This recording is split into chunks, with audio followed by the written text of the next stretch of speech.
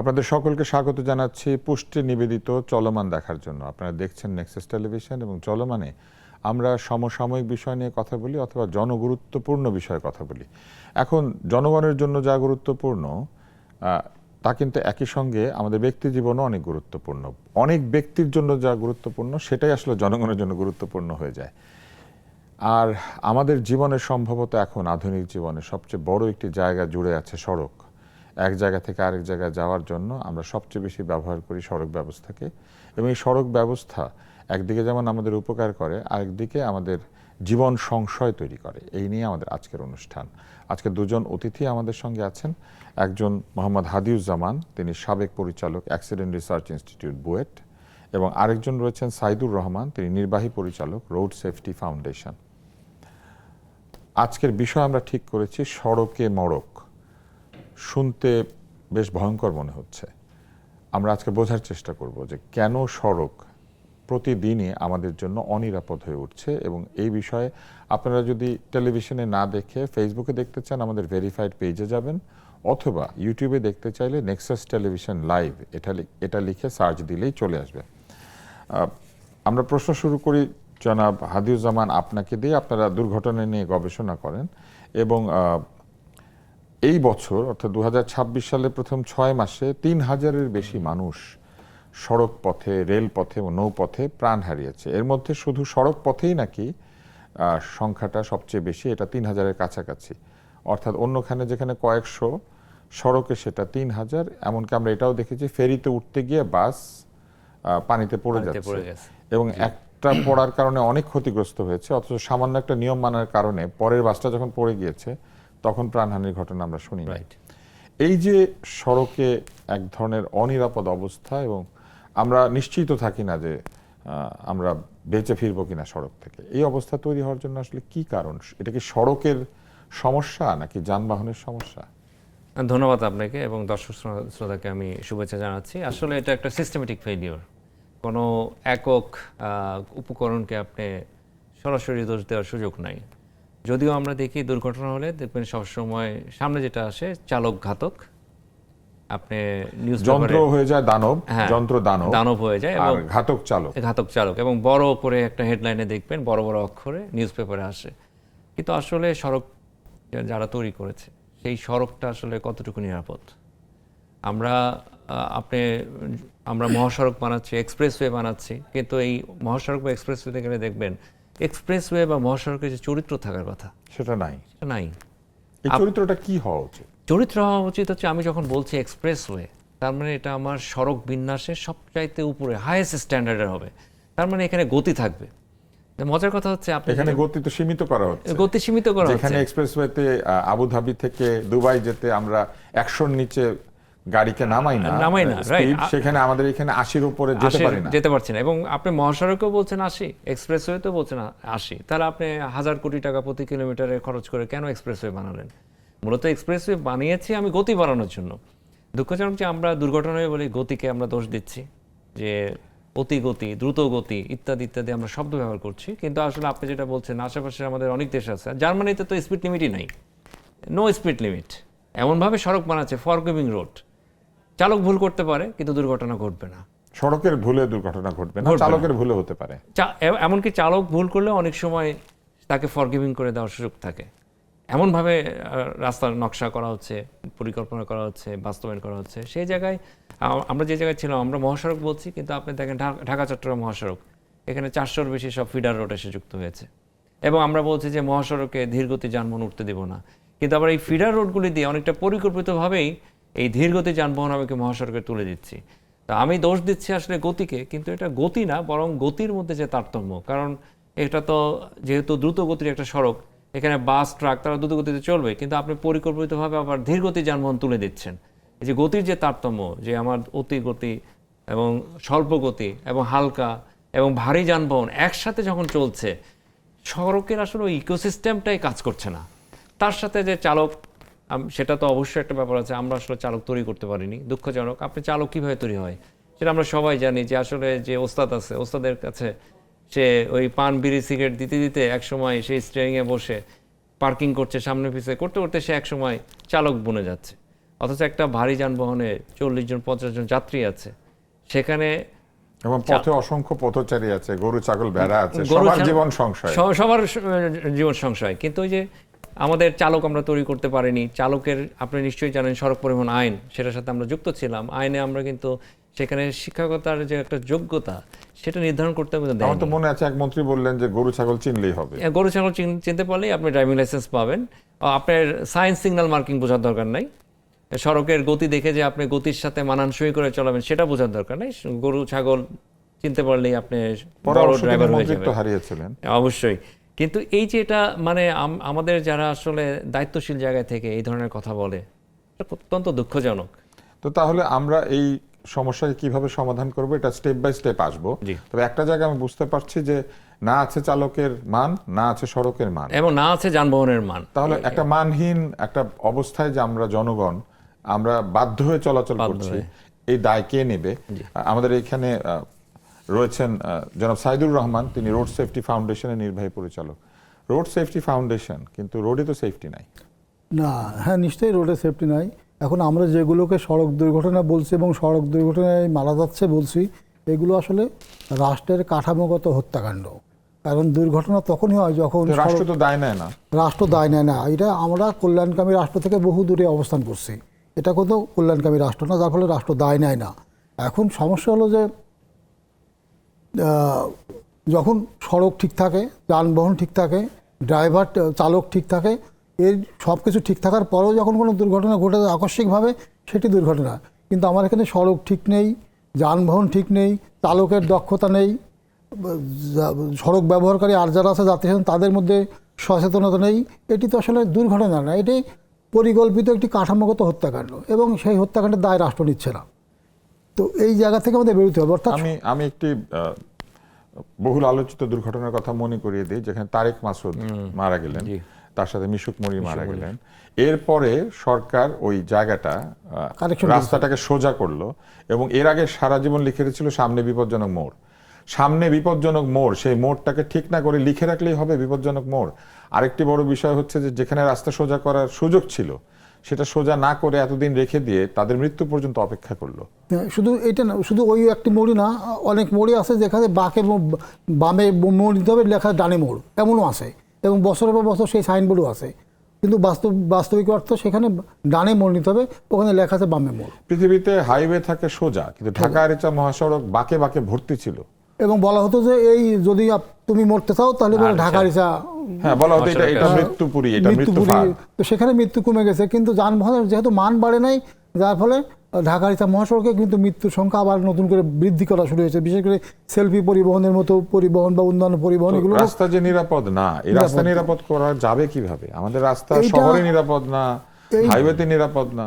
এইটা নিরাপদ করার একমাত্র পথ ব্যবস্থাপনাগত উন্নয়ন ঘটানো এবং এই সমস্ত সড়ক পরিবহন সংশ্লিষ্ট যে প্রতিষ্ঠানগুলো আছে, বিআরটিএ, ডিটিসিএ এবং অন্যান্য যে সংশ্লিষ্ট কর্তৃপক্ষ, তাদের ব্যবস্থাপনাগত এবং কাঠামোগত সংস্কার করতে হবে এবং এই দায় নেওয়ার সংস্কৃতি তৈরি করতে হবে। এই সমস্ত প্রতিষ্ঠানের স্বচ্ছতা এবং জবাবদিহিতা নিশ্চিত করতে হবে।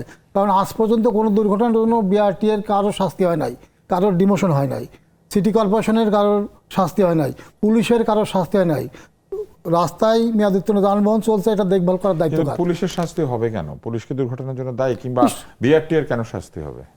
মেয়াদোত্তীর্ণ যানবাহন নিয়ন্ত্রণ করার দায়িত্ব, মেয়াদোত্তীর্ণ যানবাহন নিয়ন্ত্রণ করা বন্ধ করার দায়িত্ব, ত্রুটিযুক্ত যানবাহন, ত্রুটিপূর্ণ যানবাহন নিয়ন্ত্রণ করার দায়িত্ব তো বিআরটি এর, পুলিশের। তাদের নজরদারি করার কথা, তারা তো নজরদারি করে না। চট্টগ্রাম বিশ্ববিদ্যালয়ের 2 জন ছাত্র মারা গেছে 45 বছরের পুরনো একটা বাসের সাথে দুর্ঘটনা করে। তো 45 বছর মানে কি? একটা বাংলাদেশের বয়সে একটা বাস রাস্তায় চলে কিভাবে, যেখানে বাসের ইকোনমিক লাইফ 25 বছর, সেখানে 45 বছর একটা বাস কীভাবে চললো? পুলিশের নাকের ডগায় চললো, পুলিশ দেখলো না। তো সেই পুলিশের কি কোনো শাস্তি হয়েছে? বিআরটি এর কি কারো শাস্তি হয়েছে? এখানে আমি একটু ডেভিলস অ্যাডভোকেসি করি, সেটি হচ্ছে যে বাসগুলি দেখা যায় তার স্যাশি ঠিক রেখে, অর্থাৎ কাঠামো ঠিক রেখে নতুন বডি তৈরি করে ফেলে। আর পুলিশ বুঝবে কিভাবে পুরনো একটা ইঞ্জিন, পুরনো একটা বাসের উপরে নতুন একটা বডি বসানো? না না না, এটা তো চেহারা থেকে বোঝা যাবে না, এটা তো লগ বই আছে, বিআরটি তো রেকর্ড আছে। কিন্তু পুলিশ যদি এত লগ বই দেখতে শুরু করে, যানজট তৈরি হবে, শত শত বাস। এটা তো ব্যবস্থাপনাগত উন্নয়ন ঘটালে পারে একটা সিস্টেমেটিক আর এই বাসটার বডি কেমন ছিল এটা তো কোথাও আঁকা নাই, কারণ আমাদের বডিগুলি তৈরি হয় বাংলাদেশে, যেটা আসল যে বাসের ডিজাইন সেটা মেনে হয় না। আমাদের এখানে মিস্ত্রিরা বডি তৈরি করেন, পেছনে লেখা থাকে বডি তৈরি করেছেন শফিক মিস্ত্রি, এবং মোবাইল নাম্বারও নিচে দেওয়া এবং আছে, যোগাযোগ করুন। এবং কি হবে, চ্যাসিসদের সাথে মিল রেখে বডি তৈরি করতে হয়।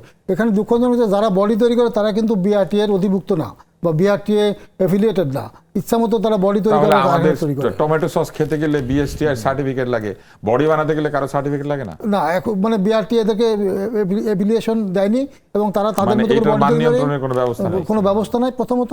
আর দ্বিতীয়ত রাস্তা তো নির্মাণ করা হয়, কয়টা গাড়ি কোনভাবে চলবে সেটার উপর ই করে। অর্থাৎ এখানে 1 ইঞ্চি যদি বড় হয়ে যায় বডি তাহলে দুর্ঘটনা ঘটবে, 1 ইঞ্চির কম বড় হলেও দুর্ঘটনা ঘটবে।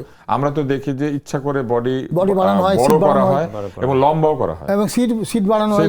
এটা তো একমাত্র লক্ষ্য সিট বাড়ানো, অধিক যাত্রী পরিবহন করা। এই যে অনিয়ম চলছে বছরের পর বছর ধরে, তো এই অনিয়ম বন্ধ করতে হলে পারে এই সংশ্লিষ্ট প্রতিষ্ঠানগুলোর কাঠামোগত সংস্কার করতে হবে। আমরা আবার বিশেষজ্ঞের কাছে যাই। আপনি বুয়েটের অ্যাক্সিডেন্ট রিসার্চ করেছেন, আমরা দেখি যে বিভিন্ন গাড়ির দৈর্ঘ্য বৃদ্ধি করা হয়, বিশেষ করে বাসের। আমরা দেখেছি যে স্যাশি কেটে মাঝখানে এটাকে লম্বা করে দেওয়া হয় অথবা পেছনে যুক্ত করে দেওয়া হয়। আরেকটা কাজ করা হয়, সিট বাড়ানো হয়। এবং সিটগুলি যে আমাদের এখানে তৈরি করা হয়, এই সিটগুলি সেফটি স্ট্যান্ডার্ড মেনে তৈরি করা সিট না। অধিকাংশ বাস দেখা যায় হার্ড ব্রেক করলেও যাত্রী সামনে ঝুঁকে পড়েন এবং দাঁত ভেঙে যায়, নাক ভেঙে যায়, যেটা কিন্তু একটা স্বাভাবিক ঘটনা। সামনে কিছু পড়ে গেলে তো বাস ট্রাক শক্ত ব্রেক করবে। তো এই যে মানহীন যানবাহন তৈরি করার বিষয়টি কেন রাখা হয়েছে? এইটা করার জন্য তো খুব কঠিন প্রযুক্তি দরকার না। অবশ্যই, কিন্তু তার আগে একটা কথা বলি, আমরা শুধুমাত্র চেসিস মডিফিকেশন বা বডি চেঞ্জের কথা বলছি। আপনি নিশ্চয়ই জানেন যে এখন এই যে সিঙ্গেল ডেক চেসিস নিয়ে এসেছে, সেখানে ডাবল ডেক করা হচ্ছে। বিলাসী পরিবহন নামে স্লোগানও দিচ্ছে। ভর কেন্দ্র বদল হয়ে যাওয়া, বাসগুলো উল্টে যায়। একদম, আপনি যথার্থই বলেছেন। এটা আসলে সেন্ট্রয়েড জায়গা মতো নাই। এটা তো উঠলে যারা বিশেষ করে দেখেন, মজার বিষয়, নিচে তারা সিট দিচ্ছে, উপরে আবার শুয়ে থাকার মতন স্লিপিং কোর্স তৈরি করছে। যারা থাকে তারা কিন্তু দোলনার মতো দোল খেতে যাচ্ছে, খুব ভালোই লাগছে তাদের। কিন্তু তারা যে ঝুঁকির মধ্যে আছে, প্রথম কথা হচ্ছে আমাদের মধ্যে জনসচেতনতা একেবারে নাই বলে আমি মনে করি। কিন্তু মানুষই বা কি করে বুঝবে? মানুষ শোনেন, মানুষ হলো দেখেন, মানুষ দেখতে পাচ্ছে ঝকঝকে তকতকে। আসলে বিষয়টা হলো যে আমাদের এটা কিন্তু অনেকটা ওপেন সিক্রেট যে আমাদের এই যে স্লিপার বাসগুলি কিভাবে বানানো হয় সেটা আমরা অনেকেই জানি এবং যাত্রীরাও জানে। এবং বেশ কিছু আমি মনে করি যে প্রসিদ্ধ কোম্পানি আছে, তাদের আবার কিন্তু এটা ডবল ডেকার চেসিস নিয়ে এসেই তারা বানাচ্ছে। আমি কোম্পানির নামগুলো এখানে বলছি না। সেটা কিন্তু নিরাপদ। আসলও আছে, নকলও আছে। আসলও আছে, নকল আছে, সেটা আপনি বেছে নিতে হবে। আপনি কম্প্রোমাইজটা কার সাথে করছেন? আপনি হয়তো বা কিছুটা ভাড়া কমে বিলাসী একটা বাসে উঠে যাচ্ছেন, কিন্তু আপনি নিরাপত্তার সাথে আপনি আপোষ করছেন। এই কম্প্রোমাইজ করলে আমরা জানি প্রতিনিয়ত আপনি যেটা বলছেন সেন্ট্রয়েড চেঞ্জ হয়ে এবং দুর্ঘটনার মতন ঘটনা ঘটছে। তো আসলে এই যে আমি প্রথমে বলবো যে বিআরটি এর এখানে একটা বড় রোল আছে। বিআরটি কিন্তু আসলে রেগুলেটরি অথরিটি, তারা লাইসেন্সিং অথরিটি না যে কেউ গেলে আমি বাসের লাইসেন্স দিয়ে দিব, একজন চালক সে কি আসলে চালাতে পারে কিনা তাকে লাইসেন্স দিয়ে দেব। হ্যাঁ, আমাদের এখানে তো এটা ওপেন সিক্রেট, আমরা জানি লাইসেন্স পাওয়াটা খুব আপনি চালানো জানতে হবে বিষয়টা তা না, আপনি এখানে দালাল ধরে লাইসেন্স পেয়ে যাবেন। ব্যাপারটা হচ্ছে যেটা আমরা বলছিলাম, এই যে মডিফিকেশন হচ্ছে, কারণ আপনার একটা চেসিস ঢোকার পর তার সাথে একটা ক্যাটালগ থাকে। সেই ক্যাটালগ এটা যখন একটা ওয়ার্কশপে বা গ্যারেজে তৈরি হচ্ছে, বিআরটির কিন্তু আমি মনে করি তাদের এটা রেগুলেটরি মনিটরিং করা উচিত যে আমার এটা ক্যাটালগে কি বলা ছিল, এটাকে সিঙ্গেল ডেক বলা ছিল না ডবল ডেক। কারণ একটা বাস কিন্তু রাতারাতি তৈরি হয়ে যায় না, এটা সময় লাগে এবং কোথায় কোথায় ওয়ার্কশপ গ্যারেজ আছে সেটা আমরা সবাই জানি। তা আপনার নিয়মিত তদারকিত করতে হবে। তো এই জায়গায় বিআরটি যে কাজটা করছে, তারা নিজেদেরকে শুধু লাইসেন্সিং অথরিটি মনে করছে এবং মজার কথা হচ্ছে তারা রেগুলেটরি বডি, কিন্তু আসলে তারা এখন রেগুলেটেড হচ্ছে একটা গোষ্ঠী দ্বারা, একটা সিন্ডিকেট দ্বারা। তারা আসলে বিআরটিকে রেগুলেট করছে, কিন্তু বিআরটি হওয়ার কথা ছিল সে রেগুলেট করবে। এখন আপনি যদি রেগুলেটেড হন, এই প্রাইভেট সব যারা এই সিন্ডিকেট বা নেক্সাস যাদের কথা আমরা বলছি, তাহলে তো সড়কে শৃঙ্খলা ফিরবে না। এবং আসলে আমাদের অঙ্কটা আমরা যেভাবে দেখেছি এক সময়, আমরা শুধুমাত্র, আপনার নিশ্চয়ই মনে আছে তুষার ভাই, আমরা নসিমন করিমন ভটভটি নিয়ে কথা বলতাম, কিন্তু অঙ্কটা ওই নসিমন করিমন এখন ব্যাটারি রিক্সা আসছে, হ্যাঁ, সিঙ্গেল ডেক থেকে ডবল ডেক আসছে। মোটরসাইকেলের যেভাবে পঙ্গপালের মতো নেমেছে, এখানে কোনো বিজ্ঞান নাই, কোনো সায়েন্স নাই। মোটরসাইকেলের ক্ষেত্রেও আসলে যে মোটরসাইকেল কমিউট করার জন্য না, রেসিং মোটরসাইকেল আমরা আপনি 300 ফিটে যান, 300 ফিটে গত 9 মাসে 40 জন যুবক, উঠতি বয়সী তরুণ কিশোর তারা কিন্তু এখানে নিহত হয়েছে চোখের সামনে দেখে, তারাও থামছে না, তারপর রেসিং করেই যাচ্ছে।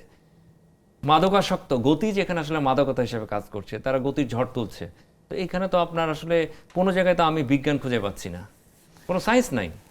সড়ক মূলত একটি বৈজ্ঞানিক বিষয়। আমাদের দেশে একসময় সমাজতন্ত্রকে বৈজ্ঞানিক বানানোর চেষ্টা করা হয়েছিল, অথচ যেটা বৈজ্ঞানিকভাবে করা দরকার সেটা এখনো পর্যন্ত আমরা সফল হই নাই। আমরা উন্নয়নের বন্যার কথা বলি, কিন্তু যে সড়ক আমরা তৈরি করেছি সেই সড়ক আসলে নিরাপদ সড়ক না। এটা আসলে সড়কই না, এটা সড়কের মতো দেখতে অন্য কিছু। কিন্তু এই বিষয়গুলি নিয়ে কথা বলা কি খুব সোজা? এখানে লক্ষ কোটি টাকার ব্যবসা আছে, এখানে বহু মানুষের স্বার্থ আছে, এবং সেই স্বার্থের জন্য জনগণ সবসময়ই এক ধরনের বিপদে থাকে। চলুন তাহলে ফিরে এসে আমরা এই বিপদ নিয়ে কথা বলবো। নিচ্ছি পুষ্টি চলমানে একটি বিরতি। ফিরে এলাম পুষ্টি নিবেদিত চলমান দেখার জন্য। কথা বলছিলাম সড়ক নিয়ে। আমরা যাই এবার সাইদুর রহমান আপনার কাছে। বিরতির আগে আমরা শুনছিলাম যে আমাদের এখানে অনেক যানবাহন আসে, যে যানবাহনগুলি আসলে কি যে কাউকে ব্যবহার করতে দেয়া যায় কি না এটারও একটি বিষয় রয়েছে। যেমন রেসিং বাইক, এটা ব্যবহার করতে গেলে যিনি বাইক চালান তাকেও আরো অধিকতর দক্ষ হওয়া প্রয়োজন। কিংবা অনেক ধরনের যানবাহন রয়েছে যেগুলি আমাদের সড়কের জন্য উপযোগী না, পৃথিবীর কোনো সড়কের জন্য উপযোগী না, সেই যানবাহনগুলি চলে। পাশাপাশি যে যানবাহনের যে সড়কে চলা উচিত না, যেমন নসিমন করিমন চলে হাইওয়েতে, ব্যাটারি রিক্সা চলে হাইওয়েতে, অটো রিক্সা বা সিএনজি সেটাও হাইওয়েতে চলে, যেগুলির আসলে হাইওয়েতে চলার জন্য যে গতিবেগ থাকার কথা সেটাই নাই। এরকম একটি অবস্থায় আসলে আমরা কি করে, আমাদের জনগণ কি করে আসলে নিরাপদ হবে? দেখুন, বাংলাদেশে টেকসই কোনো গণপরিবহন ব্যবস্থা বাস্তবায়ন পর্যায়ে নেই। কাগজে কলমে টেকসই গণপরিবহনের কথা বলা আছে, কিন্তু বাস্তবায়ন পর্যায়ে নেই। পৃথিবীব্যাপী সবচেয়ে টেকসই গণপরিবহন হলো রেল এবং নৌ। সেই দুটোকে আমরা ধ্বংস করে দিয়েছি, এবং এটা নিয়ে আমাদের কোনো মাস্টার প্ল্যানও নাই। আমাদের রেল ব্যবস্থা আসলে আমাদের জনগণের চাহিদা মেটাতে পারে না, কেবল একটি দরিদ্রের যানবাহনে পরিণত হয়েছে। এবং আমরা যদি রেলটাকে নৌ পরিবহন তো রাস্তা তৈরি হলে দেখা যায় নৌ পরিবহন ক্ষতিগ্রস্ত হয়, মানুষ বরিশালের লঞ্চে ওঠে না। আমরা যদি রেলটাকে ডেভেলপ করতে পারতাম, রেলটাকে যদি আমরা সম্প্রসারণ করতে পারতাম, সড়কের মানুষগুলোকে রেলে নিতে পারতাম, এবং হলে পারে 1000 ট্রাকে যে পরিমাণে পণ্য পরিবহন করা যায় গুডস ট্রেনে, তার চেয়ে অনেক বেশি পণ্য পরিবহন করা যায়। এতে আমার পণ্যের পরিবহন মূল্য কমতো, বাজারে তার সরবরাহ মূল্য কমতো, এবং ভোক্তারা সুবিধা পেত, এবং একই সাথে দুর্ঘটনা কমতো। কারণ অধিকাংশ দুর্ঘটনা ঘটে পণ্যবাহী যানবাহনের সাথে যাত্রীবাহী যানবাহনের সড়কে। আমি যদি সড়ক থেকে পণ্যবাহী যানবাহনকে যদি কমাতে পারতাম, তাহলে পরে সড়ক মেনটেন্যান্স কস্ট কমতো, একই সাথে দুর্ঘটনা কমতো, যানমালের ক্ষয়ক্ষতি কমতো, পণ্যের পরিবহন কমতো। অর্থাৎ সাইক্লিক অর্ডারে অনেকগুলো সুবিধা পেতাম। কিন্তু আমরা সেই রেলটাকে ডেভেলপ করছি না, রেল লাইন তৈরি করছি, রেল দিচ্ছি না, কম্পার্টমেন্ট দিচ্ছি না, নৌটাকে তো আমরা পরিকল্পিতভাবে ধ্বংস করেছি। সুতরাং আমাদের টেকসই পরিবহন কৌশল বাস্তবায়ন করতে হবে। আমরা সমস্ত গ্রামীণ সড়ক, জেলা সড়কগুলো মহাসড়কে উঠিয়ে দিচ্ছি, অর্থাৎ যানবাহনকে আমরা বাধ্য করছি মহাসড়ক ব্যবহার করতে, নসিমন করিমনকে। কারণ যে মানুষটি এক উপজেলা থেকে আরেক উপজেলা যাওয়ার জন্য ভেতর দিয়ে রাস্তা না করে আমরা মহাসড়কে উঠে আবার যাচ্ছি, অর্থাৎ 10 কিলোমিটার থেকে শ্যামলী পরিবহনে উঠবে না বা সোহাগে উঠবে না, তাকে তো ছোট যানবাহনে চলতে হবে। কিন্তু সেই ছোট যানবাহন চলার যে সড়কটা, গ্রামীণ সড়কটা আমি আস্তে করে মহাসড়কে সরাসরি তুলে দিলাম, আস্তে করে তুললাম না, আমি সরাসরি তুলে দিলাম, এবং সে মহাসড়কে যাওয়া ওঠার সময়ই সে দ্রুত গতি কোনো যানবাহনের চাপা ধাক্কায় একসাথে অনেক মানুষ মারা গেল। এবং এই যে দুর্ঘটনাগুলো ঘটছে, এতে পরিবার সহ নিহতের সংখ্যা বাড়ছে। 2021 সাল থেকে 2025 সাল পর্যন্ত 193টি পরিবারের কেউ বেঁচে নাই এই নসিমন করিমনের কারণে। কারণ যখন এই সমস্ত নসিমন করিমন মহাসড়কে দুর্ঘটনা আক্রান্ত হচ্ছে, পরিবার সহ মারা যাচ্ছে। সুতরাং এটা বন্ধ করতে হবে। তাহলে আমার নিরাপদ সড়ক ডিজাইন তৈরি করতে হবে, নতুন করে নিরাপদ সড়ক ডিজাইন আমাকে করতে হবে। সেটা করার কোনো লক্ষণ নেই, এটা নিয়ে অনেকবার কথা হচ্ছে। পাশাপাশি সার্ভিস রোড করতে হবে, রোড ডিভাইডার করতে হবে। এখন আমাদের যদি মহাসড়ক যদি রোড ডিভাইডার করতে নাও পারি, সুতা টাঙিয়েও কিন্তু ডিভাইডার করা যায়। কিছু দূর আমরা পাকা অবকাঠামো করলাম, সিমেন্ট দিয়ে বানিয়েও ডিভাইডার রাখা যাচ্ছে না, সুতা দিয়ে কি করে রাখা? সেটা নজরদারিতে করতে হবে। আমাদের মহাসড়ক তো 9000 কিলোমিটার, 3000 কিলোমিটার মহাসড়ক পুলিশের নজরদারিতে আছে, আর 6000 কিলোমিটার মহাসড়ক নজরদারির বাইরে চলে গেছে। এবং এই নজরদারিগুলো শুধুমাত্র আমরা আরেক ধরনের দুর্ঘটনা দেখি, যেখানে রেল ক্রসিং থাকার কথা সেখানে রেল গেট থাকার কথা। দেশে বহু জায়গা আছে যেখানে ক্রসিং আছে কিন্তু রেল গেট না। 82% রেল ক্রসিং বৈধ এবং অবৈধ দিয়ে 82% রেল ক্রসিং অরক্ষিত। যেগুলো বৈধ সেগুলো গেটকিপার নাই, আর যেগুলো অবৈধ সেগুলো তো অবৈধ রেল ক্রসিং কিভাবে তৈরি হয়েছে? দেখুন, সড়ক নির্মাণের ক্ষেত্রে এলজিডি সড়ক নির্মাণ করে, মানে রোডস অ্যান্ড হাইওয়ে সড়ক নির্মাণ করে, এবং রেল এই সড়কগুলোর তার প্রয়োজনের তাগিদেই তো রেলকে ক্রস করতে হয়। রেলের একটা নিয়ম আছে, সেটা হলো রেল তার উপর দিয়ে ক্রস করার অনুমতি দেয় না, হয় নিচ দিয়ে যেতে হবে নাহলে উপর দিয়ে যেতে হবে। তার ফলে সবাই তো রেল লাইনের উপর দিয়ে লাইনের উপর দিয়ে যায়। এমনকি ঢাকা শহরে তো রেল লাইনের উপর দিয়ে যাচ্ছে। 34টি রেল ক্রসিং আছে ঢাকা শহরের মধ্যে। তো আমরা নিজেরা একেবারে রাজধানীতে আইন ভঙ্গ করছি, রেলের আইন ভঙ্গ করছি, রেলকে ক্রস করা যায় না, এটা নিয়মই নাই, কিন্তু যার ফলে মামলা হয় না, রেলকে মামলা হয় না। তো রেল ক্রসিং এর উপর দিয়ে যাওয়া যায় না, আমরা ওভারপাসও করছি না, আন্ডারপাস করছি না। মেইনটেইন করার দায়িত্ব কার? রেলওয়ে কর্তৃপক্ষের। এখন রেলওয়ে কর্তৃপক্ষ বলছে ওই রাস্তা তো আমি তৈরি করি না, এটা আমার দায়িত্ব না, কিন্তু কাউকে তো দায়িত্ব নিতে হবে। কিন্তু সেখানে তো তাদের এই গেটম্যানের পোস্ট লাগবে, পদ লাগবে। অবৈধ রেল ক্রসিং তৈরি করলে তো এই পদের জায়গা তো না, রেলকে নাই। এখন রেল তো সরকারি, সরকারকে তো এটা দায়িত্ব নিতে হবে, রেলকে তো বাজেট বাড়াইতে হবে। এখন বাজেট না, রেলের ব্যবস্থাপনাগত সমস্যা। সেটা হচ্ছে যে রেলগেটে যখন দুর্ঘটনা ঘটে তখন শাস্তি হয় মানে গেটকিপার, হ্যাঁ সবসময় গেটকিপারের। অথচ গেটকিপারের থাকার জায়গা নাই, গেটকিপারের বেতন ঠিকমতো নাই, গেটকিপারের অনেকগুলো পেশাগত সুযোগ সুবিধা নাই, গেটকিপার কোথাও হয়তো প্রাকৃতিক ডাকে গেছে, এদিকে দ্বিতীয় কোনো ব্যক্তি নাই। তার এখন তো ইলেকট্রনিক ইসে চলে আসছে, সেইগুলো থাকতে হবে, তার সুযোগ সুবিধা থাকতে হবে, তার ডিউটির মধ্যে থাকতে হবে, নানা রকমের ব্যবসা জড়িত আছে। এটা তো খুবই একটা করুণ চিত্র। আমি আপনার কাছে আসি, এই যে আমরা যখন ক্ষুদে বিজ্ঞানীদের মেলায় যাই দেখি তাদের একটা প্রিয় প্রজেক্ট হচ্ছে automated rail gate, level crossing. এটা সারাক্ষণ দেখি আমি অনেক প্রতিযোগিতায় বিচারকের দায়িত্ব পালন করেছি, এমনকি সরকারি প্রতিযোগিতাতেও। কিন্তু বাচ্চারা এটা বুঝে, আমাদের সরকার এটা বুঝে না। আমি বলবো যে সরকার বোঝার চেষ্টা করছে।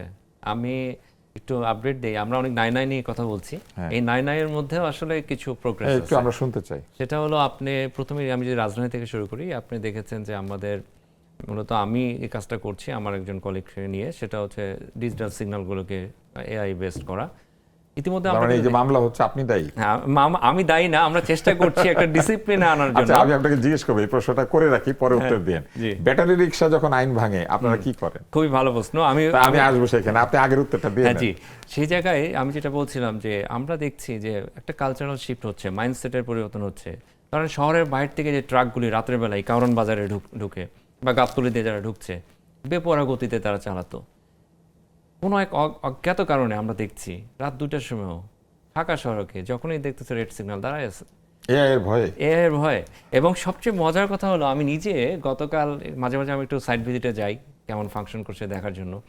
এত স্মার্ট আমাদের চালক, আমরা একটু আগে বলছিলাম চালকরা আনস্মার্ট বা তারা এডুকেটেড না তাদের, কিন্তু আমি দেখছি দে আর ভেরি স্মার্ট। যখন আপনার সিগন্যাল রেড হচ্ছে, ইঞ্জিন শাট অফ, এবং সে কাউন্টডাউনে দেখছে 120 সেকেন্ড, যখন 0 সেকেন্ডের কাছাকাছি তখন স্টার্ট দিচ্ছে।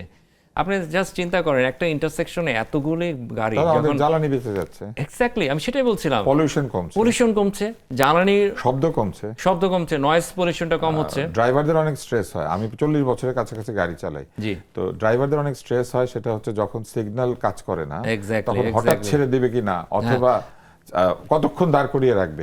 যদি আমি জানি কতক্ষণ, তাহলে কিন্তু ড্রাইভারের মন শান্ত হয়। এইটাই আমি বলছিলাম যে এটা একটা কালচার এবং যে মাইন্ডসেটের যে একটা প্রশস্তের কথা বলছেন, একটা শান্তি, যে সে বুঝতে পারছে যে আমি 2 মিনিট পর যেতে পারবো অথবা 5 মিনিট পরে যেতে পারবো। কিন্তু আগে যেটা হতো, আপনি ভাবছেন যে আপনাকে হয়তো এই ফেজে ছেড়ে দিবে, কিন্তু ট্রাফিক পুলিশ পরেরটা ছেড়ে দিছে। না, আমি এটাও দেখেছি যে ঘড়ি ধরে ছাড়তো, কোন দিকে কত গাড়ি আছে জানে না, 3 মিনিট এইভাবে ছাড়ছে। এবং 10 নম্বর মিরপুর 10 নম্বরে কখনো কখনো এটা 8 মিনিট। এবং আপনি যে বিজয় সরণি ইন্টারসেকশন আধা ঘন্টা পর্যন্ত, বিশেষ করে আপনি তেজগাঁও ওভারপাস দিয়ে আসার পর আমরা দেখছি যে এটা অনেকটা আসলে সময় কমে এসেছে, এবং একই সাথে যানবাহনের গতি আমি বলবো কিছুটা বেড়েছে ইন্টারসেকশন। ব্যাটারি রিকশা আসা আরেকটা আপনাকে বলে আসি, একটু আমরা যেটা আলোচনা করছি না, এটা এই জায়গাটা একই সড়কে চালক তো সেও, এবং তার সর্বোচ্চ গতি কিন্তু প্রায় 40-এর উপরে, তার গতি এবং মোটরসাইকেলের গতি একই জায়গায় নির্দিষ্ট করে দিয়েছেন আপনারা। আর দেখা যায় যে তাদের কারণে গাড়ির গতিও 40-এই নেমে আসে, কারণ গাড়ি তো একটা কম ধীর গতি সম্পন্ন যানবাহনের সাথে জোরে চলতে পারে না। তাহলে আপনারা যারা ট্যাক্স দিচ্ছে তাদেরকে কেস করছেন, যাদের রেজিস্ট্রেশন আছে তাদেরকে কেস করছেন, আর লাখ লাখ অনিবন্ধিত চালক ছেড়ে দিয়ে তাদেরকে আমাদের জীবনকে বিপন্ন করতে দিচ্ছেন। দেখেন, আমি বলি, আমি উত্তরটা এইভাবে দিতে চাই। আমি মাননীয় প্রধানমন্ত্রীর সাথে অনেকবারই বসেছি, এবং আপনি নিশ্চয়ই ফলো করেছেন, গতকাল ওনার একটা নির্দেশনা এসেছে 50টা সিগন্যাল দ্রুত বাস্তবায়ন করতে হবে নতুন করে। সেটা নিয়ে আজকে আমি দুই সিটি কর্পোরেশনের অ্যাডমিনিস্ট্রেটর যারা আছেন তাদের সাথে আমি কিছুদিন আগে বৈঠক করে আসলাম।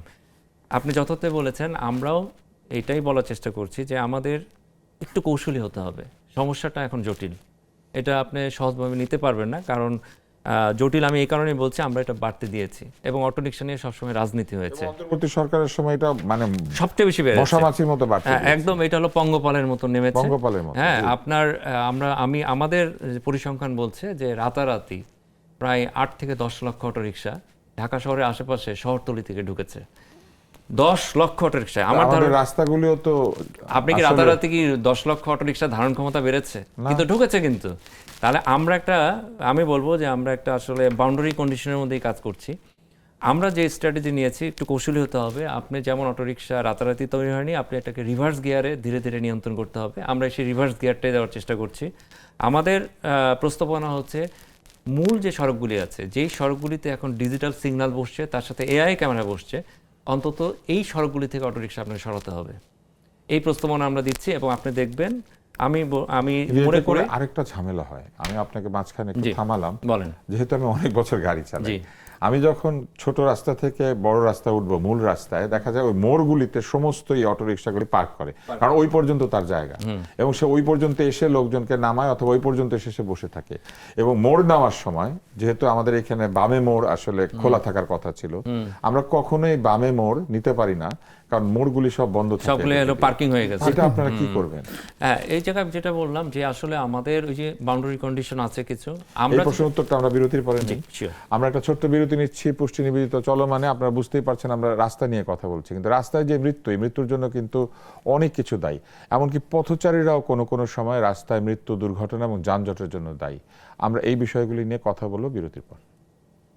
বিরতি শেষ হলো, আমরা ফিরেছি পুষ্টি নিবেদিত চলমানে। কথা বলছিলাম সড়কের অব্যবস্থাপনা এবং সড়ক নিয়ে ভবিষ্যতের আশার চিত্র, এই দুটো নিয়ে।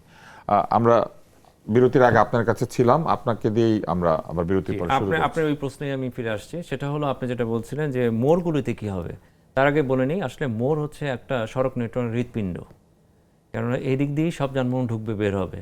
তো আপনার যদি হৃৎপিণ্ড কাজ না করে, আপনি ডাক্তার মানুষ, আপনি বুঝছেন আসলে নেটওয়ার্কে কাজ করবে মানে না। এক ধরনের যদি রক্তনালীতে ব্লকেজ হয়ে থাকে, তাহলে মহাসড়কে গাড়ি উঠবে ধীরে ধীরে, আর মহাসড়ক থেকে গাড়ি আবার প্রবেশ করবেও ধীরে। হলো ওই জায়গাতে একটা বোতল গলা তৈরি হবে, ওটা একটা বটলনেক। তো আমরা একটা পরিকল্পনা করছি, সেটা হচ্ছে যে আপনার যে অটোরিকশাগুলো, সেটা আমরা বলি জিও ফেন্সিং, অর্থাৎ একটা নির্দিষ্ট দূরত্বের পর সে যদি আমার মূল সড়কে ওঠার চেষ্টা করে, অটোমেটিক্যালি তার স্টার্ট বন্ধ হয়ে যাবে।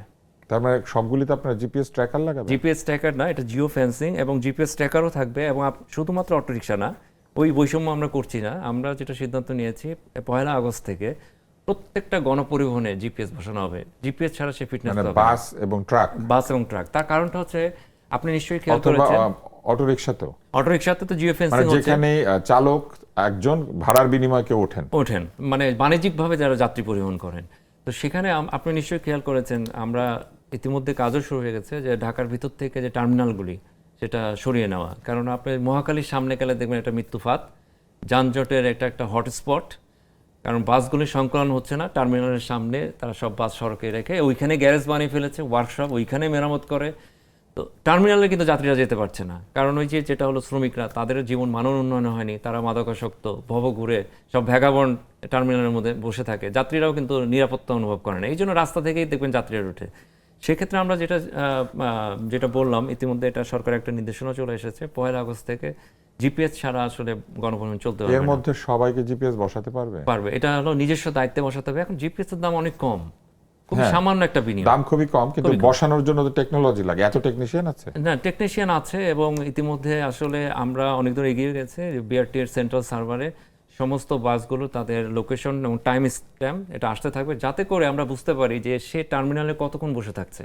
একটা টার্মিনাল মানে এখানে বোর্ডিং অ্যালার্টিং হবে, যাত্রীরা উঠবে না। এটা কি একটা নির্দিষ্ট সময় পর পর রিপোর্টিং করবে? অটো। এবং এখানে কি ফ্ল্যাগিং এর ব্যবস্থা আছে? ফ্ল্যাগিং এর ব্যবস্থা আছে। কোন গাড়ি যদি নিয়মিত উচ্চ গতিতে চলে অথবা বিপজ্জনক বাঁক নেয়, আপনি শুনে আসলে খুশি হবেন। 9 এর মধ্যে আমরা কথা বলছি। বেশ কিছু আপনি জানেন যে খুবই যারা একটু বড় কোম্পানি, তাদের কিন্তু আসলে এই মনিটরিং সেল আছে, তাদের নিজস্ব যে পরিবহন পুলে যে বাসগুলি আছে তারা কিন্তু মনিটরিং করে। আপনাকে একটা নামই বলি, এনা নামে একটা ছিল, এখনো আছে, আছে। এখনো আছে। কিন্তু এনা বলতো যে আমরা সবসময় আমাদের এটা মনিটরিং করি, কিন্তু আমরা সারাক্ষণ ভিডিও পেতাম দেখতাম যে এনার গাড়ি ভয়াবহ গতিতে চলছে। এটাকে বলে বাউলিয়া মারা, দেখবেন যে সে হ্যাঁ, বাউলি মারা, হ্যাঁ, বাউলি মারছে, হ্যাঁ, বাউলি। তো সে বাউলি বলে মারছে, বাউলি কেটে চলে যাচ্ছে। বাউলি কেটে কিন্তু আমরা যেটা বলছি যে আসলে আগে যেটা হতো বাউলি মেরে চলে যেত, হয়তোবা যারা হাইওয়ে পুলিশ আছে তারা আসলে সাহসী পেত না যে এনার একটা বাস ধরবে, হ্যাঁ, এটা যেন সাহস লাগে। কারণ ওনারা রাজনীতির সাথে সংশ্লিষ্ট, অনেক বড় বড় বাসের মালিকেরা অনেক ক্ষেত্রে exactly। রাজনীতির সাথে তো সংশ্লিষ্ট। আমরা আসলে ওই যে সড়কে বাস থামিয়ে বাকবিতণ্ডা করা, আপনি বড় বড় 4000 সিসির যদি একটা পরিবহন থাকে বা একটা প্রাইভেট কার, আপনি ধরবেন না, কারণ এটা ভিআইপি কারও। এখান থেকে বের হয়ে যেতে যাচ্ছি যে সে চলুক, স্বয়ংক্রিয়ভাবে মামলাটা চলে যাবে, যখন 2-3 বার মামলাটা যাবে এবং যদি সে ওই মামলা শোধ না করে তাহলে তাকে আসলে কোর্টে হাজিরা দিতে হবে, তখন দেখবেন যে আস্তে আস্তে সোজা হয়ে গেছে। তো আপনি এইভাবে আমরা চিন্তা করছি যে আসলে সড়কটাকে ডিসিপ্লিন আনার জন্য এখানে এআই এর ব্যবহারটা বাড়ানো, অটোরিকশার একটা সমাধানের কথা আমি বলছি, এবং এটা কিন্তু আমরা শুধুমাত্র নগর কেন্দ্রিক না, মহাসড়কে যেন অটোরিকশা না উঠতে পারে এই জন্য জিও ফেন্সিং এর আমরা একটা পাইলটিং অতি দ্রুতই আসলে শুরু করতে যাচ্ছি, এবং আমরা একজন ভেন্ডরের সাথে কথাও বলেছি। পাশাপাশি ভাই টগে যে আমাদের নৌ পরিবহনের কথা বলছিল, এখানে একটু আমি অ্যাড করি, আসলে অতি সম্প্রতি আমরা একটা সিদ্ধান্ত নিয়েছি যে ঢাকার, আপনি নিশ্চয়ই মনে আছে 2004-এর পর থেকে 3 থেকে 4 দফায় কিন্তু উদ্যোগ নেওয়া হয়েছিল ঢাকার চারপাশে বৃত্তাকার যে নৌপথ, হ্যাঁ। সেটাকে চালু করা। সেটা বারবারই হোঁচট খেয়েছে, হোঁচট খাওয়ার অনেকগুলি কারণ আছে, কারণ এটা শুধুমাত্র একটা ওই যে বোট প্রকিউরমেন্ট প্রকল্প হিসেবে দেখেছে, এটার জন্য একটা সমন্বিত পরিকল্পনা, কোথায় ল্যান্ডিং স্টেশন হবে, কতগুলি বোট লাগবে, তার সাথে সড়কের যে মেলবন্ধন, যে যাত্রীরা কিভাবে শহরের ভিতরে ঢুকবে, এই জিনিসগুলো কিন্তু প্ল্যানিংটা করা আরো হয়নি। একটা কথা আমরা শুনেছিলাম যে পানি বাড়লে অনেক সময় যে এই জলপথের উপর দিয়ে যে পুলগুলি তৈরি করা হয়েছে বা ব্রিজগুলি, সেগুলিতে হেডরুমের একটা সমস্যা ছিল, নৌকা আটকে যাচ্ছিল। জি, এই সমস্যা আছে, আপনি ঠিকই বলেছেন। এই সমস্যার আরেকটা কারণ হচ্ছে আমাদের ড্রেজিংটাও ঠিক মতন করা হতো না। নাব্যতা যদি না থাকে, তার মধ্যে দখল আর দূষণে নদীর যে অবস্থা, তো সেখানে আপনি একটা আপহিল টাস্ক, মানে এটা তো অনেক কঠিন একটা কঠিন একটা কাজ। এই বিষয়ে বাস্তবায়িত হতে কত সময় লাগতে পারে? আমি আপনাকে বলতে পারি যে মাননীয় প্রধানমন্ত্রীর সাথে আমরা কয়েকজন বসেছিলাম, আমরা যেটা সিদ্ধান্ত নিয়েছি আগামী 1 মাসের মধ্যে আগের পরিকল্পনায় যে আসলে ত্রুটিগুলি ছিল, যে কারণে আমরা বারবার উদ্যোগ চিহ্নিত করেছেন আপনারা? আমরা চিহ্নিত করেছি এবং মজার কথা হচ্ছে এটা শুধু বৃত্তাকার নৌপথ না, আপনি নিশ্চয়ই জানেন ঢাকাকে বাঁচানোর জন্য আমাদের একটা বাইবেল আছে, আমরা বলি সেটাকে বলি কৌশলগত পরিবহন পরিকল্পনা। সেটা তো বাস্তবায়িত হয়নি, কিন্তু সেখানে আপনি ঠিকই বলছেন, সেখানে 3টা রিং রোডের কথা বলা ছিল, ইনার রিং রোড, মিডল এবং আউটার রিং রোড। এটা ঢাকায় যানজট এবং নিরাপত্তার জন্য, যেন যারা সরাসরি ট্রাফিক উত্তরবঙ্গ থেকে দক্ষিণবঙ্গে যাবে, তারা ঢাকার ভিতর থেকে ঢাকায় যাবে, কেন তারা ঢাকার ভিতরে যাবে। ইতিমধ্যে এই যে ইনার সার্কুলার রিং রোড, এটার প্রায় 7 কিলোমিটারের মতন কাজ কিন্তু 50% শেষ, এবং আমরা পোস্তকলা থেকে আপনার লোহারপুল নামে একটা জায়গা আছে, এই যে 5 কিলোমিটার আছে, এটার জন্য আমরা ইতিমধ্যে আসলে নকশা করে মানে ইনার রিং রোডটা হয়ে যাচ্ছে। আমরা আপনার কাছে আবার আসবো, আমরা জনাব সাইদুর রহমান আপনার কাছে যাই, একটা মজার গল্প বলে আপনার কাছে যাই। সেটা হচ্ছে আমার মেয়ে যখন ছোট, সে আমাকে 2টা প্রশ্ন করে খুব বিব্রত করেছিল। একটি হচ্ছে যে আমাদের অটো রিক্সাগুলিতে লেখা থাকে একদিকে সিএনজি চালিত, আরেক দিকে লেখা থাকে ভাড়ায় চালিত। তো সে জিজ্ঞেস করেছিল এটা কি ভাড়া দিয়েও চলে আবার সিএনজি দিয়ে চলে, এটা আসলে কি দিয়ে চলে। আর আরেকটা প্রশ্ন সে করেছিল, আমি তাকে শিখিয়েছিলাম যে লালবাতি জ্বললে থামতে হয়। তো সে আমাকে জানতে চেয়েছিল যে লালবাতি চললে যদি থামতেই হয়, তাহলে তুমি কেন লালবাতি জ্বলার সময় যাচ্ছ? এখন এই বিষয়টা আমি ব্যাখ্যা করতে পারি না। আমাদের আইনগুলিতে দেখা যায় যে আমরা ঠিক মতোই করি, আইনে কোনো ত্রুটি নাই, কিন্তু সেই আইন তো প্রযুক্ত করতে পারি না জনগণের জন্যই। যেমন জেব্রা ক্রসিং দিয়ে মানুষ পার হতে হবে, কিন্তু মানুষ তো পুরো রাস্তা জুড়ে পার হয়। এবং একটা গবেষণা আছে জাপানে, যে ওয়াকার যারা, তারাও কিন্তু যানজট তৈরি করে, কারণ তারা যখন আড়াআড়ি রাস্তা পার হতে থাকে তখন গাড়ির গতি কিন্তু শূন্যে পৌঁছে যায়, যেটা আমি বিজ্ঞানীর কাছে যাব একটু পরে। তো মানুষের কোনো দায় নাই। এই যে হাইওয়ের পাশে ধান শুকায়, কাপড় শুকায়, হাইওয়ের ঠিক সঙ্গে বাজার, মানুষের কি কোনো দায় নাই? নিশ্চয় দায় আছে।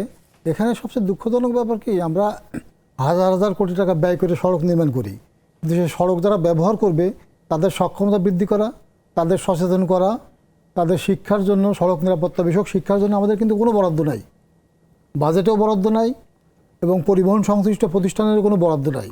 কিন্তু এখানে তো একটা বরাদ্দ থাকার কথা ছিল, তো সড়ক ব্যবহার করতে হয় কীভাবে, মানুষ কেন ধান শুকাবে, মানুষ কেন পাট শুকাবে। কিছুদিন আগে নাটোরে যে ঘটনা ঘটলো, কারণ ওই চাতাল হিসেবে ব্যবহার করে, নাটোরে বড় যে একটা ঢালাই করা সেটা না, জায়গা। সেখানে বালু রাখে, গ্রামীণ সড়ক এবং আঞ্চলিক সড়কগুলোতে বালি রাখে, ইট রাখে, মানুষ শুয়েও থাকে, আড্ডা মারে, হ্যাঁ, কাঁথা শুকায় দেয়, কাপড় চোপড় শুকায়, ধান তো সেখানের ব্যাপার আছে। এখন এই সড়ক ব্যবহার কিভাবে করতে হয় সেটি শেখানোর জন্য এবং সড়ক কিভাবে যানবাহন চালাতে সেটা শেখানোর জন্য তো সক্ষমতা বৃদ্ধির ব্যাপার আপনারা আছে। কি ফাউন্ডেশন থেকে কিছু করেন? আমাদের তো রিসার্চ আছে, আমরা তো প্রতি কিন্তু মাসে এই ডেটা দিচ্ছি। সচেতনতামূলক বা শেখানোর কোনো হ্যাঁ, আমরা ব্যবস্থা? এটা করছি, কিন্তু যেহেতু সরকার নিজস্ব বাজেট নেই, সরকারের উচিত ছিল তারা পায়োনিয়ার হিসেবে নাগরিক সংগঠনগুলোকে নিয়ে, বেসরকারি সংগঠনগুলোকে নিয়ে এই অ্যাওয়ারনেস ক্যাম্পেইনগুলো করবে, কিন্তু সরকারের কোনো বাজেট আমাদের নেই। একজন নায়ক সারা জীবন শেষ করে ফেললেন নিরাপদ সড়ক চাই বলতে বলতে। না, এটা তো কথার কথা না, এখানে তো ক্যাপাসিটি বিল্ডিং এর ব্যাপার আছে, শুধু ইলিয়াস মুখে কথা কাঞ্চন বললে তো হবে না। সারা জীবন এটাই করলেন। এই কাজ হ্যাঁ, কিন্তু মুখের কথা দিয়ে তো সড়ক নিরাপদ হয় না। মানুষকে তো তার কারিগরি ব্যাপার স্যাপার আছে, তার প্রশিক্ষণের ব্যাপার আছে, পোস্টারিং করতে হবে, গণমাধ্যম ব্যবহার করতে হবে। আমাদের সরকার কি গণমাধ্যমে কোনো প্রচারণা চালাই? এখন যে সামাজিক মাধ্যম আসছে, এখানে কি সেখানে কোনো বিজ্ঞাপন আছে আমাদের সরকারের পক্ষ থেকে? বিসিসিআই এর একজন প্রেসিডেন্ট তার নিজস্ব যে ডিস্ট্রিবিউটেড যানবাহন তার পিছনে তার নিজের একটা লেখা লিখে দিতেন। এটা তো ব্র্যান্ডিং হয়েছে। হ্যাঁ। এই কথাটি লিখে একটি দুর্ঘটনা সারা জীবনের কান্না। এই কথাটি বলে উনি এবং তার সাথে নিজের একটা ব্র্যান্ডিং ছবি। হয়ে গেছেন। হ্যাঁ, কিন্তু উনি আর কি করছেন? কিন্তু তাও তো তিনি চেষ্টা করেছিলেন। চেষ্টা করেছেন, কিন্তু আরও তো কথা ছিল। এখন কথা হচ্ছে মানুষ তো আসলে টেলিভিশনে যে কম দেখে, কিন্তু সোশ্যাল মিডিয়াতে মানুষ দেখে। বিটিআরসির মাধ্যমে সরকার যদি এমন কিছু কন্টেন্ট তৈরি করতো যেটা মানুষ দেখতে না চাইলেও দেখতে হয়, বারবার চলে আসে, সেটা তো আমরা বারবার বলছি সরকারকে যে সোশ্যাল মিডিয়ায় ক্যাম্পেইন করতে হবে, কন্টেন্ট তৈরি করতে হবে, অনেক সংবেদনশীল কন্টেন্ট তৈরি করতে হবে যেটা মানুষের হৃদয়কে নাড়া দেয়। তো সেটা তো সরকার করছে না। অর্থাৎ সড়ক নিরাপদ করার জন্য সরকারের রাজনৈতিক সদিচ্ছা দরকার। যতক্ষণ আপনি কি মনে পর্যন্ত করেন সেটা নাই? আমরা তো সরকারের অনেক সদিচ্ছার কথা শুনলাম। হ্যাঁ, সরকার অনেক সদিচ্ছা, উনি সরকারের নানা সদিচ্ছার সাথে উনি সম্পৃক্ত আছেন এবং উনার সাথে পরিকল্পনা হচ্ছে, কিন্তু আমরা দেখছি যে এখানে একটা বিরাট দুর্বৃত্ত গোষ্ঠী আছে, স্বার্থবাদী গোষ্ঠী আছে।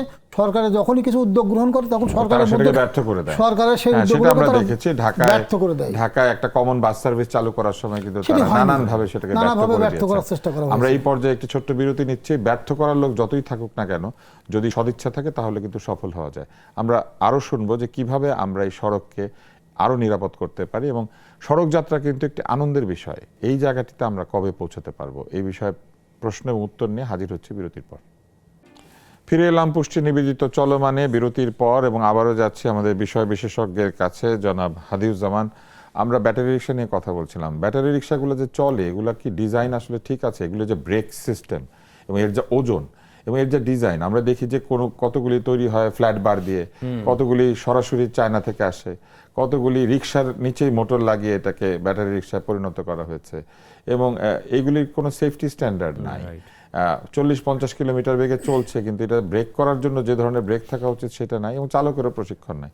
এই যে এমন একটা অবস্থা, এত অনিরাপদ যানবাহন যদি রেখে দেয়, আমরা কি মৃত্যুদূত রেখে দিচ্ছে না? আর আরেকটা জায়গা হচ্ছে যে এই যে মাঝে মাঝে আপনাদের প্রতিষ্ঠানের নাম ব্যবহার করা হয়, যে কোনো কিছুকে বলা হয় বুয়েট ডিজাইন করেছে। বুয়েট ডিজাইন করেছে। হ্যাঁ, বুয়েট এটা বানিয়েছে। এখানে আমি একটা আপনার কথা শেষেরটা দিয়ে শুরু করি। এখানে একটা মজার ঘটনা আছে, এটা অনেকে জানে না।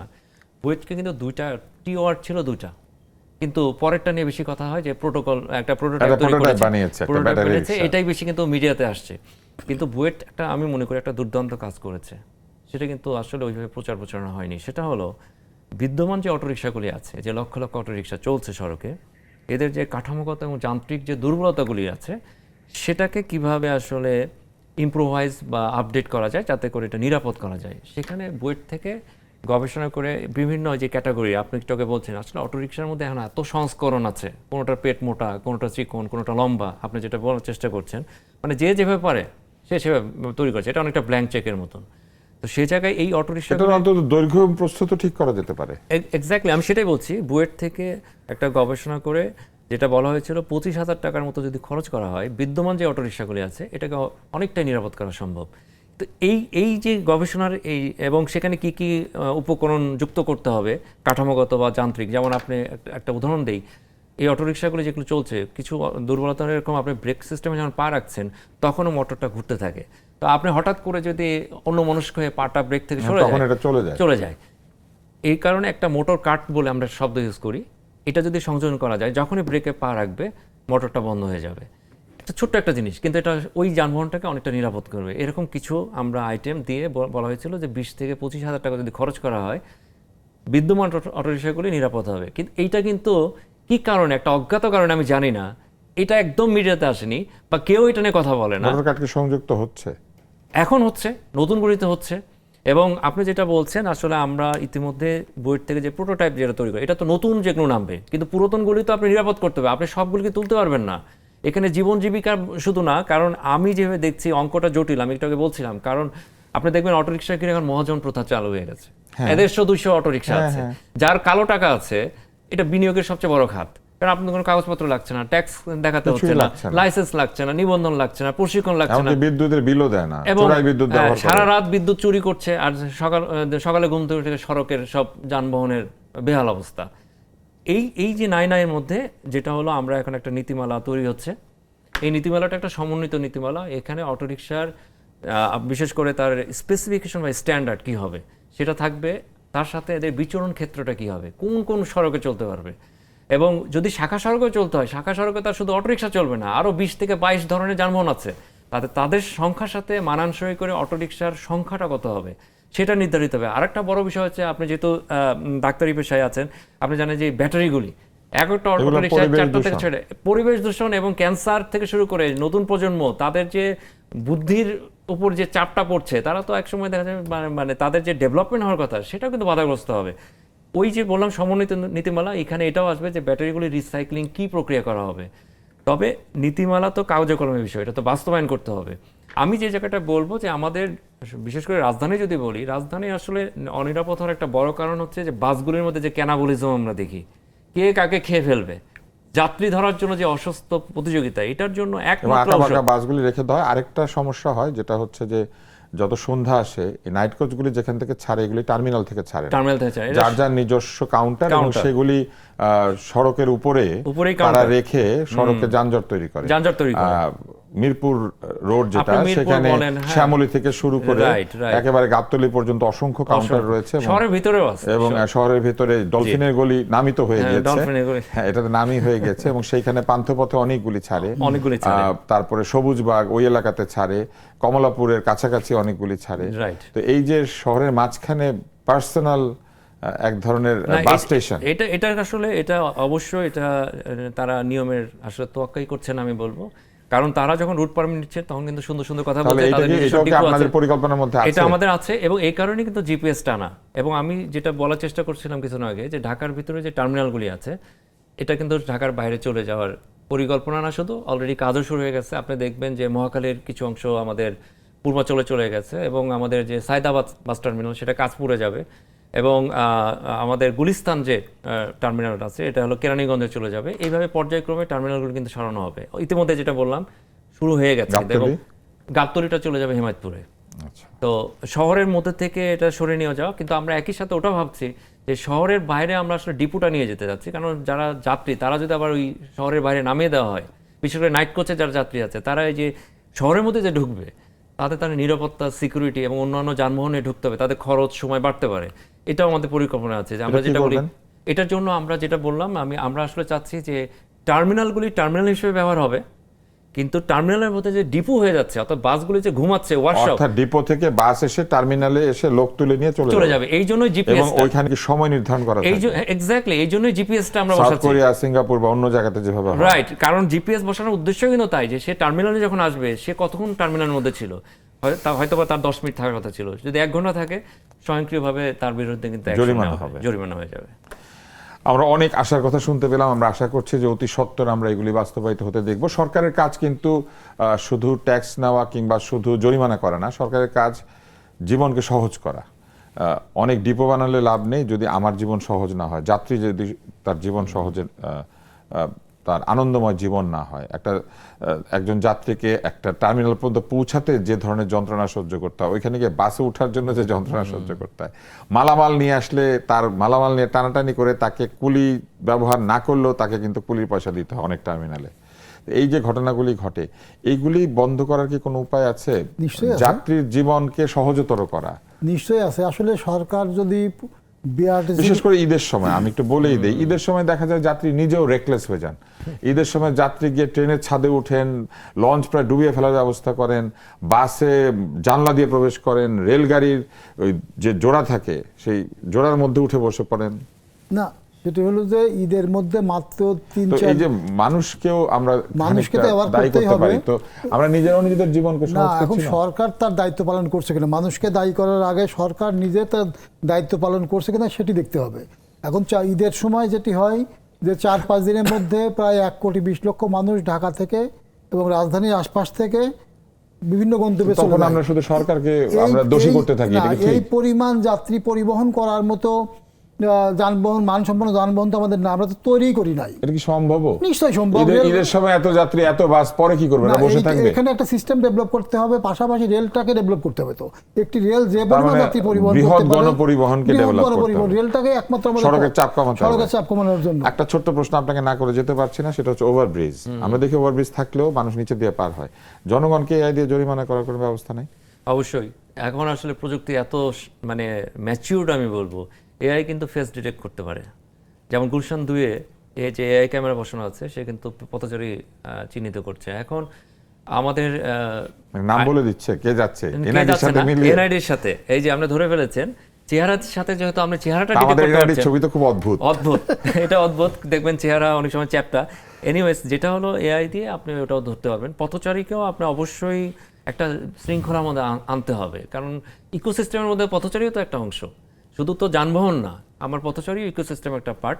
তবে ফুট ওভার ব্রিজের কথা হচ্ছে কি, আমি যেটা বলবো, আসলে আমাদের উন্নত শহরগুলিতে যে তাকান, তারা কিন্তু এখন ফুট ওভার ব্রিজ বানায় না, কারণ পথচারীকে একটা গ্রেড চেঞ্জ করানো, সড়ক থেকে উপরে তোলানো, এবং এটা কিন্তু ইউনিভার্সাল অ্যাক্সেসেবল হয় না। এটা কি অনেকে বৃদ্ধ underpass মানুষ বানায়? থাকে, আন্ডারপাস, অথবা যেটা হলো আসলে ওভারপাস করতে হবে যানবাহনের জন্য। পথচারী সাধারণত যে আপনি জেব্রা ক্রসিং বলছেন, অ্যাড গ্রেডে রাখতে হবে, কারণ আমার তো পথচারীর মধ্যে বিভিন্ন এইজের এখানে ভ্যারিয়েশন আছে, বয়স্ক আছে, অসুস্থ থাকতে পারে, তারা তো এই হেঁটে হেঁটে ফুট ওভার ব্রিজে, এবং আমাদের ফুট ওভার ব্রিজগুলি আমি অতটা সাইন্টিফিকও মনে করি না। এটা যে অনেকগুলি খাড়া। এক্স্যাক্টলি এত স্টিপ স্লোপ, এখানে আমার মতো মানুষ উঠতেও হাঁপাতে থাকবে, সেখানে একজন বয়োবৃদ্ধ, অসুস্থ বা শিশু, তারা কিভাবে উঠবে? সে কারণে আসলে অ্যাক্সেসিবল হওয়া উচিত অ্যাড গ্রেডে, এবং দরকার হয় যানবাহনকে আপনি ফ্লাইওভারে পার করবেন। ধন্যবাদ। আমরা সড়ক নিয়ে আরো অনেক আলোচনা করতে পারবো। সারা বাংলাদেশে 9,000 কিলোমিটারের মতো আপনারা জানালেন যে মহাসড়কই শুধু আছে, ফলে এই গল্প তো এখানেই ফুরোবে না, কিন্তু আমাদের সময় ফুরিয়ে গেছে। আজকে আমরা কথা বলেছি সড়কে মড়ক নিয়ে, কিন্তু আমরা সড়ক কি করে নিরাপদ হবে বা নিরাপদ করার কি চেষ্টা হচ্ছে সেটা নিয়েও আমরা শুনেছি। তবে দায়িত্ব শুধুমাত্র সরকারের নয়, এখানে আমাদেরও দায়িত্ব রয়েছে। সড়কটা আমরা ব্যবহার করি, ব্যবহারকারী নিজে যদি নিরাপদ আচরণ না করেন, তাহলে পৃথিবীর যে কোনো ইনস্ট্রুমেন্ট, যে কোনো বিষয়েই অনিরাপদ হয়ে যাবে। আপনি নিজে যদি একটা খোলা তারে বিদ্যুৎ হাতে নিয়ে ঘুরে বেড়ান, আপনার ইলেকট্রিক শক খাওয়ার সম্ভাবনা। আপনি যদি একটি অনিরাপদ যানবাহন নিজে চালান, আপনার দুর্ঘটনায় পড়ার সম্ভাবনা। ফলে আমরা নিজেরাও যদি দায়িত্বশীল আচরণ না করি, তাহলে কিন্তু আমাদের জীবন নিরাপদ হবে না। এখানে সবার দায়িত্ব রয়েছে। আজকের মতো পুষ্টি নিবেদিত চলমান এখানেই শেষ করছি। আশা করছি আজকের গল্প, আলোচনা, আড্ডা আপনাদের ভালো লেগেছে। আগামী চলমান দেখার আমন্ত্রণ জানিয়ে আজকের মতো শুভেচ্ছা।